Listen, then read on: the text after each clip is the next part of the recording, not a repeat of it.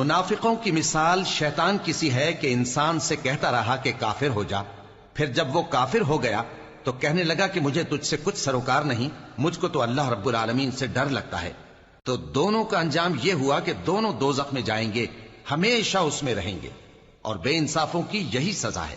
اے ایمان والو، اللہ سے ڈرتے رہو، اور ہر شخص کو دیکھنا چاہیے کہ اس نے کل یعنی آخرت کے لیے کیا سامان بھیجا ہے۔ اور ہم پھر کہتے ہیں کہ اللہ سے ڈرتے رہو، بے شک اللہ تمہارے سب اعمال سے خبردار ہے۔ اور ان لوگوں جیسے نہ ہو جانا جنہوں نے اللہ کو بھلا دیا تو اللہ نے انہیں ایسا کر دیا کہ وہ خود اپنے آپ کو بھول گئے۔ یہی لوگ ہیں نافرمان۔ اہل دوزخ اور اہل بہشت برابر نہیں، اہل بہشت ہی کامیابی حاصل کرنے والے ہیں۔ اگر ہم یہ قرآن کسی پہاڑ پر نازل کرتے تو تم اس کو دیکھتے کہ اللہ کے خوف سے دبا اور پھٹا جاتا ہے۔ اور یہ مثالیں ہم لوگوں کے لیے بیان کرتے ہیں تاکہ وہ غور